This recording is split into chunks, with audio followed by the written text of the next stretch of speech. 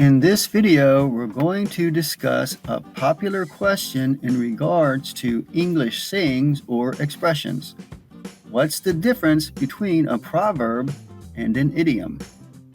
Benjamin Franklin supposedly once said, "Time is money." Is that a proverb or an idiom?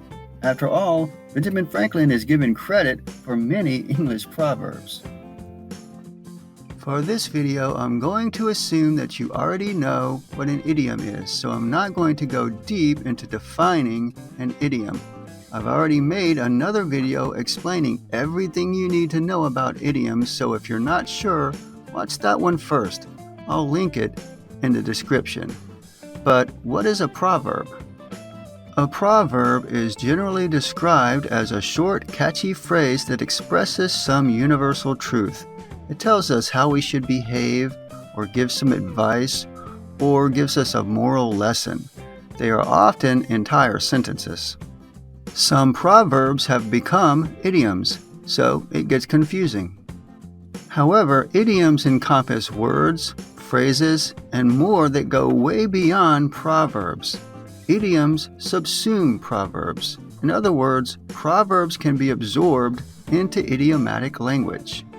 One main difference to look for is that an idiom's meaning generally cannot be ascertained by the words used. So many times, but not always, they do not have a literal meaning, or their literal meaning does not make sense. Maybe it doesn't make sense absolutely, or it just doesn't make sense in the context in which it is used. If I say John is blowing smoke, and John doesn't even smoke, that makes no literal sense. It's a figure of speech or idiom. On the other hand, you will tend to find more often that the literal meaning of a proverb does make sense. It's only when you apply that proverb to broader situations that the true intent or usefulness becomes clear. Contrary to popular belief, many proverbs are quite literal. For example, an apple a day keeps the doctor away. This is not a metaphor, it's literal, and it's a complete sentence, unlike most idioms. If I use the proverb, "Don't cry over spilled milk," you can see that it does have an understandable literal meaning. If you spill some milk, don't cry because of it. But why would I say this? Its literal meaning holds no significance. But if we apply it to broader situations and realize that spilt milk is a metaphor for something that cannot be undone, we realize what the proverb means. There is no use in crying over past events or problems that you cannot change. However, "Don't cry over spilt milk" is a proverb that has become an idiom. So when a saying passes into general usage, it can become an idiom. And we now see that sometimes idioms do have literal meanings that make sense, even though they hold no special significance. We can also say that spilt milk has a metaphorical or idiomatic meaning within the phrase.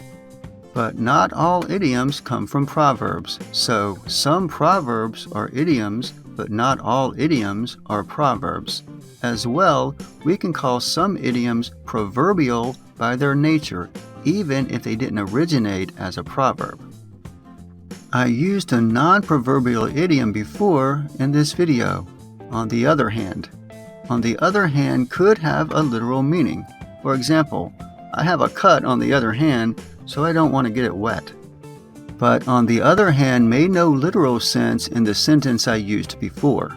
It has an idiomatic meaning and is used to introduce a contrasting fact or a different point of view, etc. We can, however, describe a metaphorical or idiomatic meaning for "the other hand" if we imagine that we are holding two different concepts or ideas in each hand. So after referring to one hand, we now refer to the other hand, which holds a different concept. This is why it's so difficult to put idioms, proverbs, slang, aphorisms, etc. into handy categories and define them all as distinct and separate. Many of these categories overlap. My advice to English learners is that if you are trying to understand a common phrase, do not worry whether or not you should consider it an idiom, a proverb, or anything else. That's the kind of thing they ask you on English tests, which is silly because it doesn't have anything to do with learning the language, and it certainly doesn't prove whether you are fluent. Just try to understand it and learn how to use it correctly, and perhaps whether you should use it if you want to use it. While this channel is concerned primarily with idioms, I'll confess that at the end of the day, I do not even concern myself with whether a certain phrase I'm explaining is really an idiom. I am only concerned that I help you understand it.